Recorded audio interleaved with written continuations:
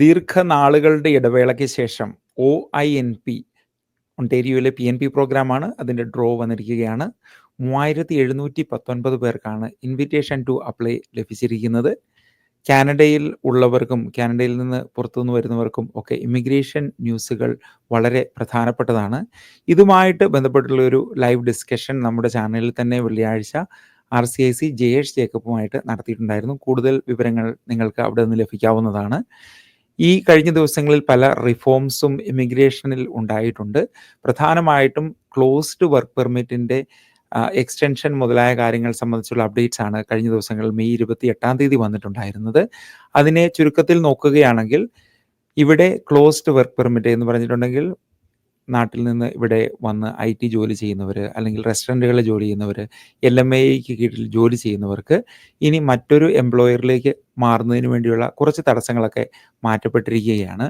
അതായത് ആരെങ്കിലുമൊക്കെ മറ്റൊരു എംപ്ലോയറിലേക്ക് മാറിക്കഴിയുമ്പോഴേക്കും സാധാരണഗതിയിൽ അവരുടെ ആപ്ലിക്കേഷൻ്റെ സമയത്ത് അത് അപ്രൂവ് ആകുന്നതുവരെ അവർക്ക് ജോലി ചെയ്യാൻ വേണ്ടിയുള്ള അനുമതിയില്ലായിരുന്നു. ഇപ്പോൾ പുതിയൊരു ഓതറൈസേഷൻ സംവിധാനത്തിലൂടെ അവർക്ക് ഉടൻ തന്നെ അപ്ലൈ ചെയ്ത ഉടനെ തന്നെ അവർക്ക് ജോലി ആരംഭിക്കാവുന്നതാണ്. അതിൻ്റെ വിശദ വിവരങ്ങൾ അടങ്ങുന്ന ലിങ്ക് ഈ വീഡിയോയുടെ ഡിസ്ക്രിപ്ഷനിൽ തന്നെ കൊടുത്തിട്ടുണ്ട്. അത് നിങ്ങൾ നോക്കി മനസ്സിലാക്കിയ ശേഷമേ കാര്യങ്ങൾ പ്രൊസീഡ് ചെയ്യാവുള്ളൂ. അതോടൊപ്പം തന്നെ നമുക്കറിയാം, ഓപ്പൺ വർക്ക് പെർമിറ്റിൽ ഉള്ള ആളുകൾക്ക് ഇത് ഒന്നും ബാധിക്കുന്ന കാര്യമേ അല്ല. അതിൻ്റെ ഒരു പ്രധാന കാര്യം എന്ന് പറഞ്ഞിട്ടുണ്ടെങ്കിൽ സ്റ്റഡി പെർമിറ്റുള്ളവർക്കൊക്കെ ഓപ്പൺ വർക്ക് പെർമിറ്റാണ്. ഇത് അവരെ ബാധിക്കുന്ന ഒരു കാര്യമേ അല്ല. PGWP പോസ്റ്റ് ഗ്രാജുവേറ്റ് വർക്ക് പെർമിറ്റിൻ്റെ എക്സ്റ്റൻഷനോ കാര്യങ്ങളോ ഒന്നും അങ്ങനെ വന്നിട്ടില്ല. അങ്ങനെ പല റൂമേഴ്സും ഇതിൻ്റെ ഇടയ്ക്ക് വന്നിട്ടുണ്ടായിരുന്നു. അത് സംബന്ധിച്ച വിശദ വിവരങ്ങളും നമ്മുടെ ലൈവ് സെഷനിൽ ഡിസ്കസ് ചെയ്തിട്ടുണ്ട്. അത് നിങ്ങൾക്ക് കാണാവുന്നതാണ്. പിന്നെ ബോർഡറിനെ കൂടുതൽ സെക്യൂർ ആക്കുന്നതിന് വേണ്ടി ഈ കഴിഞ്ഞ ദിവസങ്ങളിലൊക്കെ ബോർഡർ സെക്യൂരിറ്റിയെ സംബന്ധിച്ചുള്ള പല വാർത്തകളും വരുന്നുണ്ടായിരുന്നു. പ്രധാനമായിട്ടും ഡൊണാൾഡ് ട്രംപിൻ്റെ പല നിർദ്ദേശങ്ങളും അതോടൊപ്പം തന്നെ കനേഡിയൻ ഗവൺമെൻറ്റിൻ്റെ പല ബോർഡർ സെക്യൂരിറ്റി മെഷേഴ്സും എടുക്കുന്നുണ്ടായിരുന്നു. അതിൽ പ്രധാനപ്പെട്ട ഒരു ബില്ലാണ് ബിൽ C2 എന്ന് പറയുന്നത്. അത് ഇപ്പോൾ റിഫോം ചെയ്തു വരികയാണ്. അതിലുള്ള പ്രധാന കാര്യങ്ങൾ പ്രധാനമായിട്ടും ഇമിഗ്രേഷൻ ആൻഡ് റെഫ്യൂജീസ് സിറ്റിസൺഷിപ്പിലുള്ള പല കാര്യങ്ങളുമാണ് അതിൽ പരിഗണിക്കുന്നത്. ഈ കഴിഞ്ഞ വർഷം നോക്കിക്കഴിയുമ്പോഴേക്കും ഇൻ്റർനാഷണൽ സ്റ്റുഡൻസ് ആയിട്ട് ഇവിടെ വന്നിട്ടുള്ളവരും അല്ലാതെ വർക്ക് പെർമിറ്റിൽ വരുന്നവരും ഒക്കെ റെഫ്യൂജി സ്റ്റാറ്റസിലേക്ക് മാറുന്നതിന് വേണ്ടി റെഫ്യൂജി ക്ലെയിം ചെയ്യുന്ന ഒരു സംഗതി ഇവിടെ നടക്കുന്നുണ്ടായിരുന്നു. നമ്പേഴ്സ് വളരെയധികം കൂടി പോകുന്നുണ്ടായിരുന്നു. അതൊക്കെ തടയിടുന്നതിന് വേണ്ടിയുള്ള പല റിഫോംസും ബിൽ C2 ഇപ്പോൾ കൊണ്ടുവന്നിരിക്കുകയാണ്. അത് നിങ്ങൾക്ക് അതുമായിട്ട് ബന്ധപ്പെട്ടുള്ള വെബ്സൈറ്റിൽ കാര്യങ്ങൾ കൂടുതലായിട്ട് തന്നെ കൊടുത്തിട്ടുണ്ട്. അത് നിങ്ങൾക്ക് വായിച്ച് മനസ്സിലാക്കാവുന്നതാണ്. കാരണം ഞാൻ ഈ വെബ്സൈറ്റ്സിൻ്റെയൊക്കെ റെഫറൻസ് പറയുന്നതെന്ന് പറഞ്ഞിട്ടുണ്ടെങ്കിൽ ഞാനൊരു ഫ്രീലാൻസ് ബ്ലോഗർ മാത്രമാണ്. ആധികാരികമായിട്ട് നിങ്ങൾക്ക് എന്തെങ്കിലുമൊക്കെ കാര്യങ്ങൾ ഉറപ്പുവരുത്തണമെങ്കിൽ ഗവൺമെൻറ് വെബ്സൈറ്റുകൾ തന്നെ നോക്കുക. അതിനുവേണ്ടി cic.gc.ca വെബ്സൈറ്റ് നിങ്ങൾക്ക് സന്ദർശിക്കാവുന്നതാണ്.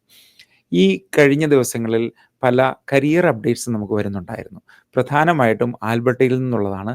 ആൽബർട്ടയിലേക്ക് പോകാൻ ഉദ്ദേശിക്കുന്ന ആളുകൾക്ക്, പ്രധാനമായിട്ടും കൺസ്ട്രക്ഷൻ മേഖലയിൽ, ട്രേഡുകളിലൊക്കെ വർക്ക് ചെയ്യുന്നവർക്ക് അവിടെ മൂവിങ് ബോണസോടുകൂടി തന്നെ പോകാൻ പറ്റുന്ന സംവിധാനങ്ങൾ ഇപ്പോൾ വന്നിട്ടുണ്ട്.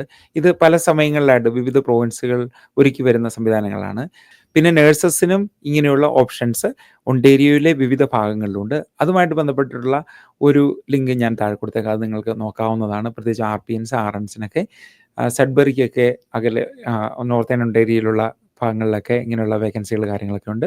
അത് നിങ്ങൾക്ക് നോക്കാവുന്നതാണ്.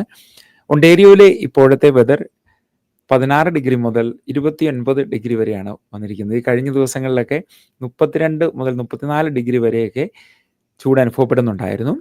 ഇപ്പോൾ ഏകദേശം സമ്മറിലേക്ക് കടക്കാൻ പോവുകയാണ് കാനഡ. നമുക്കറിയാം, ഈ സമയത്ത് നിങ്ങൾ ഏറ്റവും കെയർഫുൾ ആയിരിക്കേണ്ട ഒരു സമയമാണ്. പ്രത്യേകിച്ച് നമുക്കറിയാം UV ഇൻഡെക്സ് കൂടിയിരിക്കുന്ന ഒരു സമയമാണ്. അത് കാരണം സൺസ്ക്രീന് കാര്യങ്ങളൊക്കെ ഉപയോഗിക്കുക. പിന്നെ വെള്ളവുമായിട്ട് സംബന്ധിച്ചുള്ള പല അപകടങ്ങളും നടക്കുന്ന സമയവുമാണ്. ഇപ്പോഴും ലേക്സൊക്കെ പൂർണ്ണമായിട്ടും വാമറായിട്ടില്ല. അത് ആവണമെങ്കിൽ കുറച്ച് സമയമെടുക്കും.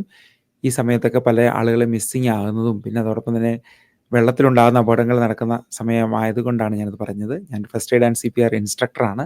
കാരണം സേഫ്റ്റി ഇൻസ്ട്രക്ഷൻസ് എപ്പോഴും നമ്മുടെ ചാനലിൽ കൂടി നമ്മൾ പലപ്പോഴും പറയാറുള്ളതാണ്.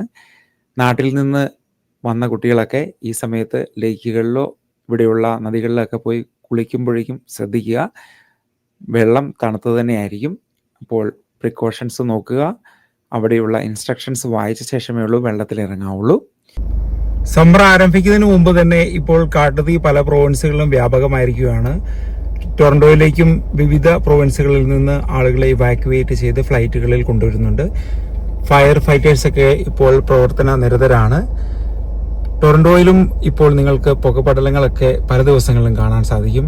എയർ ക്വാളിറ്റി ചില ദിവസങ്ങളിലൊക്കെ മോശമാണ്. അപ്പോൾ നാട്ടിൽ നിന്നൊക്കെ വന്നിട്ടുള്ളവരൊക്കെ വെതർ ആപ്പൊക്കെ നോക്കിയിട്ട് പുറത്തിറങ്ങുക. എയർ ക്വാളിറ്റി ബ്രീത്തിങ് പ്രോബ്ലം ഉള്ളവരെയൊക്കെ അത് ബാധിക്കാനുള്ള സാധ്യതയുണ്ട്.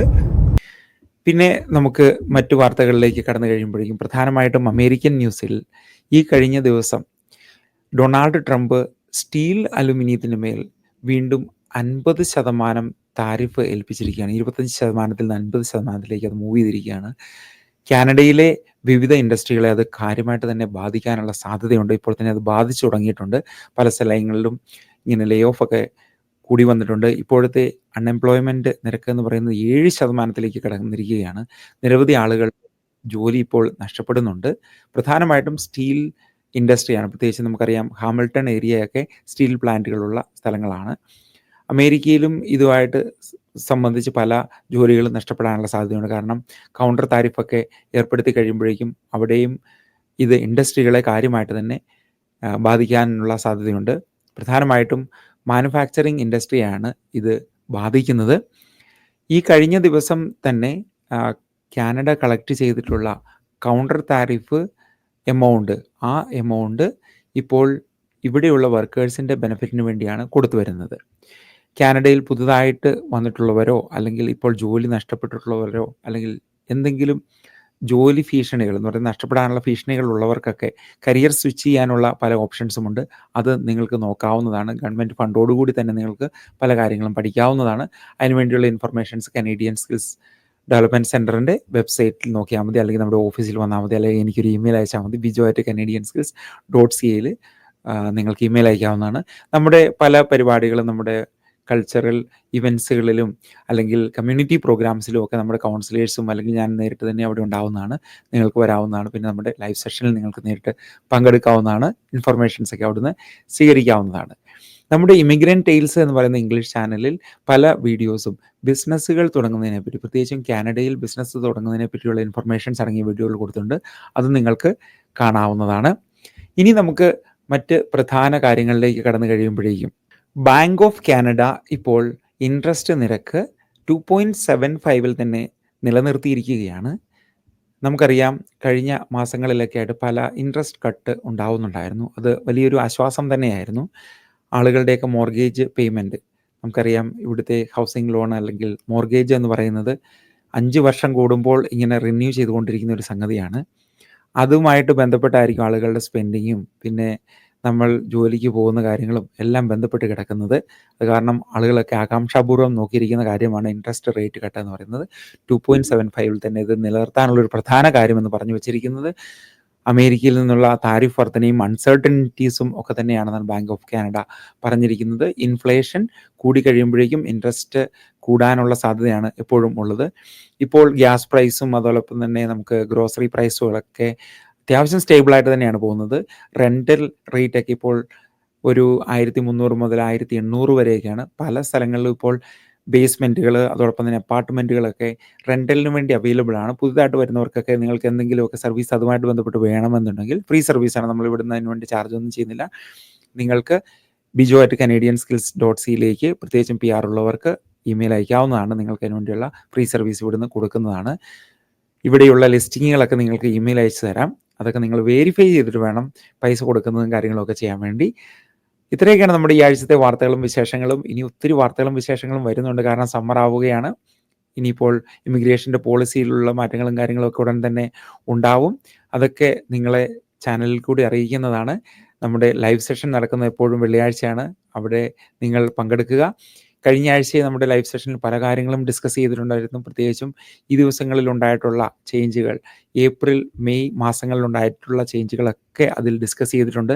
അത് മറക്കാതെ കാണുക. മറ്റുള്ളവരിലേക്ക് അത് ഷെയർ ചെയ്യുക. ചാനൽ സബ്സ്ക്രൈബ് ചെയ്യുക. Thanks for watching.